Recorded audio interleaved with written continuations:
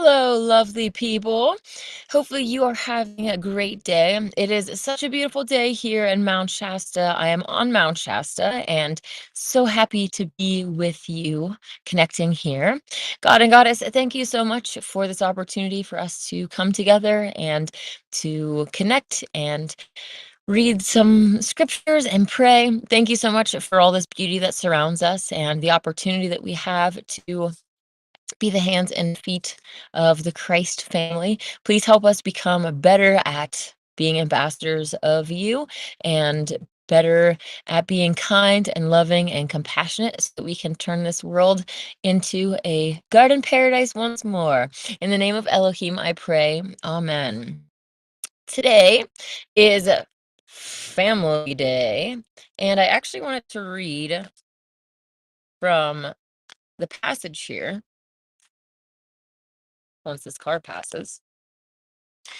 And it says, Lo, how can we hope for peace between nations if we have not peace within our own family? Yea, work for peace in the world, but do not neglect peace within the family. And your family is not only those related by blood, but all the groups to which you belong and all the people with whom you live and work. Therefore, at midday of the third day, contemplate peace with the family. Yea, speak these words. Our God and Goddess, immanent and transcendent, send to all your angel of peace. To my family and friends, send your angel of love. I am getting ready to go and visit my family, which I am mixed feelings about, but I'm so excited that I get to take these lovely teachings with me and hopefully be a good example to them of all of the changes and the beauty in this book, and hopefully that will entice them to want to know more because I would love to just talk about the Megillah the whole time. Anyways, today I wanted to read just a little part of the book of Enoch from the Holy Megillah. Again, this is translated by Day of Greenleaf and available at Essene.org. Love this book. And the book of Enoch in here is different than the one in the mainstream, any of those mainstream versions. And I really love the mainstream version, how it talks about the laws of the luminaries and how the sun and moon actually come in through portals through our realm, and very fascinating stuff, and other stuff as well in there. But this particular book has prophecies of the future, and it talks about the different seals that are opened. But the really beautiful thing is that on one hand it shows us the unfortunate path that humanity is on, but it also shows us the contrasting blessed path that we could realign ourselves with if we so choose. We are the ones that are guiding this path that we are on, humanity as a whole, this collective group consciousness. We are actively choosing this hell on earth that we are living in. And we can choose to do the opposite. So that's really exciting. It can be really depressing and sad to see the world. But for me, reminding myself that we came at this time to change things and we have the power to change things. Little by little, things are changing. Even just in the amount of time that I've been vegan, so many things have changed going towards a vegan future. And that is a fundamental thing that we need to return to the fleshless diet in order to have that blessed future where we're all living in peace and harmony, not just with each other, but with our brothers and sisters in the animal kingdom as well. So, this is again from the book of Enoch, chapter 4, and this part is in that free PDF online if you are following along there. And if not, it's on page 181 from the book. So this is verse 85. Then I opened the third seal and was shown a vision of the dawn of this world. I beheld two angels in the sky of this world, one the angel of peace, the other the angel of joy. And they began to dance with each other in the sky above the earth. Yea, they danced hand in hand in beautiful harmony of motion. Lo, the motion of their dance was the epitome of harmony and cooperation. For this was the dance of peace and joy, and was like unto poetry become motion. As they danced, they laughed and sang in profound harmony. And behold, their laughter and songs fell to earth and blessed every element of earth, becoming part of the stones, soil, plants, animals, and people. Wherefore, the beginning of this world was in harmony. Yea, joy and peace were manifest in every creature, even every stone at the dawn of this world. For this was the gift of the motion of the dance of the angel of peace and the angel of joy. And I really love how, joy and peace were manifest in every creature. Like that is our natural state of being. That's the natural state of that the world should be in, that we were created to experience, and we can also return to by finding that heaven within, right? So continuing on to verse 94, and I beheld a possible blessed future wherein mankind danced the dance of peace and joy. Yea, in this possible future, the children of earth played fairly with one another in harmony and cooperation. All the people lived in peace and were happy and joyful, for they embraced the angels of peace and joy. Lo, there were no weapons, neither armies nor wars, and everyone beneath their vine and fig tree lived in peace and were not afraid. There was no need for fear, for all were friends, and there was no lack, for friends share. And there was no competition, for friends cooperate. And there was no envy, for friends rejoice in the successes of their friends. Yea, every belly was filled with joy, and all the world was at peace. I don't know about you, but that sounds like the world that I want to go into. Behold, mankind was at peace and shared joy not only with one another, but with all of creation. Yea, all of creation celebrated. The ocean sang its gladness in the song of the waves dancing with the shore. The trees sang of their joy to the musical accompaniment of the wind blowing through dancing branches. The insects chanted their joy in meditative hums, transcendental tones dancing through the air. Truly, all of nature danced to the drumbeat of the hearts of joy and peace, beating in unison. That just makes me so happy and excited that we can return to that. Obviously, we already know that inherently, but to have the scriptures spelling that out so clearly and just giving hope for this blessed future that we can have. It does continue on to talk about how the present path of mankind is not that blessed path. And kind of, let's actually just read it. But behold, I saw that the present path of mankind was not the blessed path unto the blessed future, but a bitter path of inharmony and inequity and ceaseless war. And I was shown a vision of the future to which this present path will lead. Lo, the original trust that existed between mankind and nature was betrayed by the first killings of animals by man. And the trust between men became mistrust with the killing of men by men. And the trust between one animal and another vanished when, following the example of mankind, they began to kill and eat one another. Yea, for thousands of years, not the path of peace, but the path of violence was walked by mankind. And there was fear, for enemies, not friends, hid behind each shadow. And there was lack, for few shared and many hoarded. And there was competition with little cooperation, for each wanted more, even if it meant less for their neighbor. Yea, envy and jealousy boiled in every belly, and the world did not know peace. Behold, the play on this world was no longer fair, but unjust, even cruel. Rather than cooperation, this world danced to the drumbeat of competition. Wherefore, the feelings of the people were no longer bright and joyful, but dark and unhappy. And they masked their unhappiness in hurtful fun, finding pleasure in the pain and defeat of others. Their humor was dark and cruel. Their music was harsh and mocking. Does that sound like the exact times that we are in today?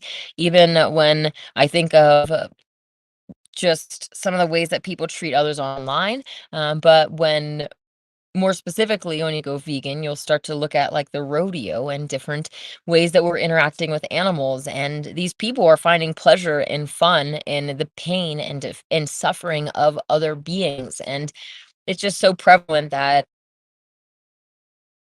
this evil has, taken over, and very sad. So the few who remained true to the Nazarene path of peace, yea, and all other peacemakers were persecuted, often imprisoned, and even killed.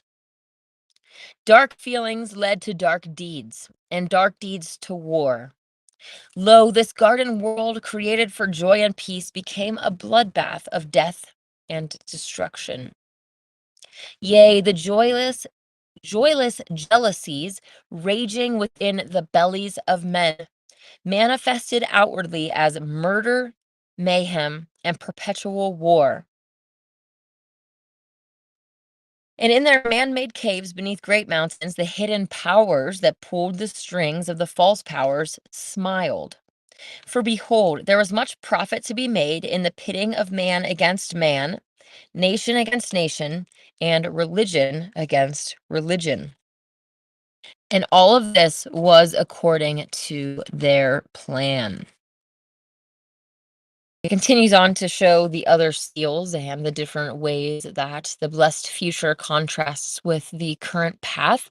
I would definitely encourage you to read more if that is something that piques your interest. It definitely goes into a lot of details about where we are in history and the emerging of AI with humankind and how that is crossing the line, obviously, and what that will lead to. It's really, really interesting stuff. So I would encourage you to read that. But I want to leave you with the positivity, because reading that blessed path future, that blessed possible future, just filled me with such joy and excitement, and knowing that we can create that together and steer on a different track. We don't have to keep going. The train isn't going so fast that you can never divert your actions towards something else. We can always repent and turn towards a better future, a future where we are embracing the power of the sun, the solar civilization, where we are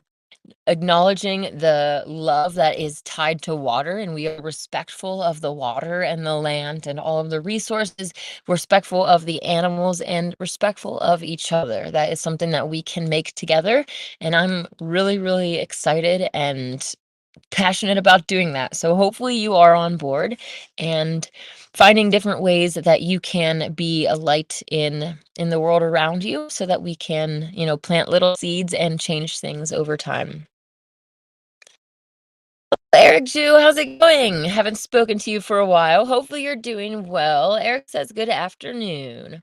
David, he says we have the choice, heaven or hell. Exactly. And our thoughts, words, and deeds are what creates that on a personal level. But then when all of us on a personal level are, kind of in those hellish realms, that hellish realm gets manifested around us as well. So it's really, the group consciousness is very cool, but it's also, it can go both ways. It can either help lift us all up, which is what we're doing right now, the awakening, right? And we plant those seeds and we awaken other people and go up, or it can go down. And that's what we've been doing for a very long time, this mindless wandering and kind of circling the drain of existence and going downward, by design, just like the book says here. They've been trying to program us from day one and pit us against each other and make us become the worst versions of ourselves possible in order to manifest this hell around us. So it's really cool that we have the power and the knowledge and can take that back. So just have to keep coming back to the positive part about it, especially in this world full of negativity. Just keep reminding ourselves, yes, this is the situation, but it doesn't have to be, especially within myself. My own thoughts, words, and deeds can be aligned into the higher realms, and it pull me personally into a higher heaven, to where nothing that goes around in this hellish realm that I'm walking in is going to pull me down, because it's like my that's all below me. I'm already in this heavenly realm, in this joy and peace and love and bliss that nothing can pull me out of. So pulling ourselves out of it is gonna be really great, but then other people are gonna be like, "I want what you have," and that's gonna be really exciting, because then we get to share 'em, and we get to be like, "Hey, look at this awesome scripture," and all this stuff. Daniel says, "Thanks, sister. Valhalla for your journey." Yes, thank you. Valhalla awaits. Kyle Smith, how's it going? Kyle says, "Unless we become like little children, we won't enter the kingdom."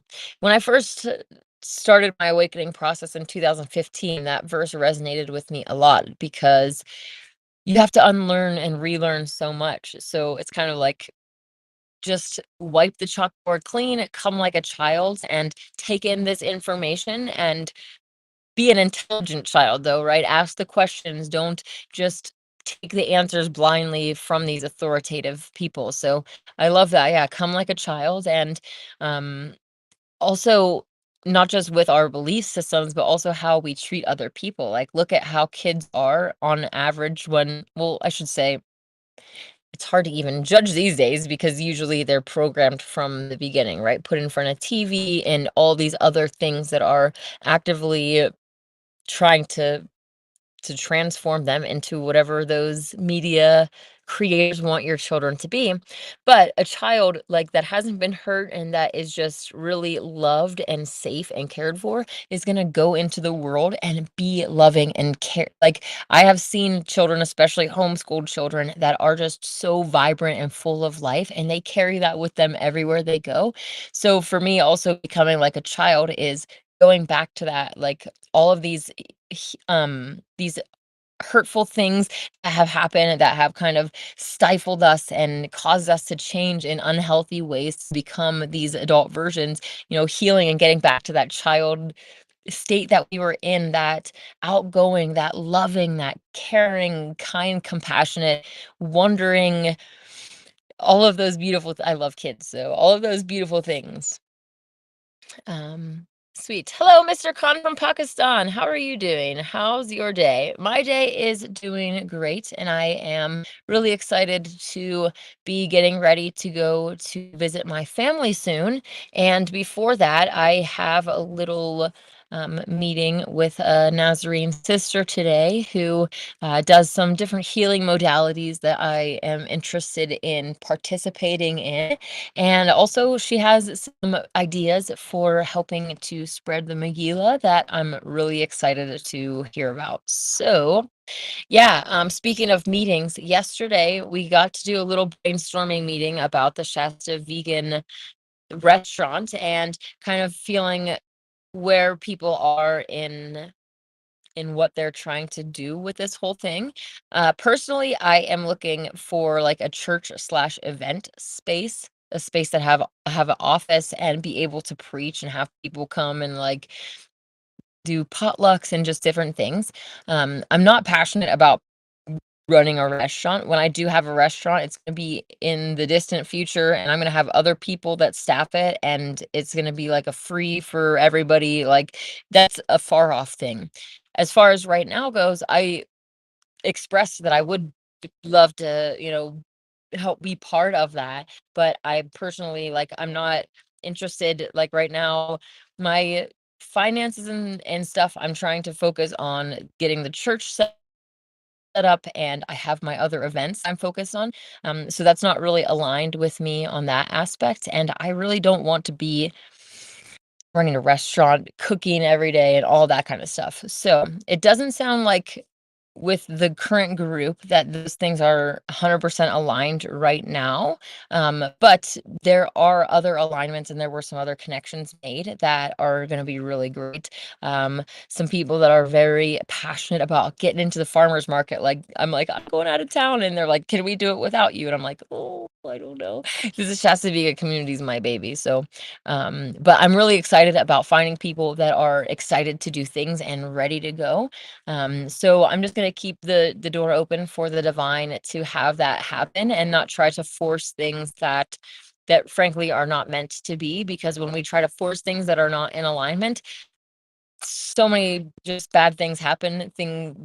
Just a lot. It just opens the door for negative things. So and I'm learning that more and more myself, and trying to become more in alignment myself, and doing the things that I know I'm supposed to be doing, and all of these different things. So I am a work in progress. Hopefully that encourages you also to work on yourself. None of us are perfect. We all have ways that we can improve and become better, so that we can interact with the world in a more effective way and bring them into the love and, happiness that we have found. Also, meaning finding that love and happiness first, right? Doing the internal work and finding that peace and harmony within ourselves, so that we can take that into the world with us. David, he said, rodeo is animal abuse disguised as entertainment. Exactly. That is so true. And there's really no excuse for it, even when whatever it started, like this idea of showing off your lassoing skills and like having an animal shoot off in this way as fast as they can, and then you choke them and yank them back like that. How would you like that? That is just evil. And yeah, it's a really sad culture that has been formulated, and it's very prevalent around here, which makes sense because the powers that be want the root chakra, the root of the tree. Even in the Megillah, we find that, say the evil one, Azazel, the text says Lucifer, I'm not going to say that, but wanted, Adam and Eve to go to as close to the tree of life as possible and break off a branch and then sprinkle blood around it, and doing evil right around this holy spot, right? So it makes sense that they're doing that still today. Um, yeah. Once the Shasta Vegan community is formally established as a nonprofit, which I need to just finish up the articles and figure out the board member situation and kind of just details that are, ugh. Um, I would really love to start going after the rodeos and not only exposing them for the animal abuse, but trying to get them shut down.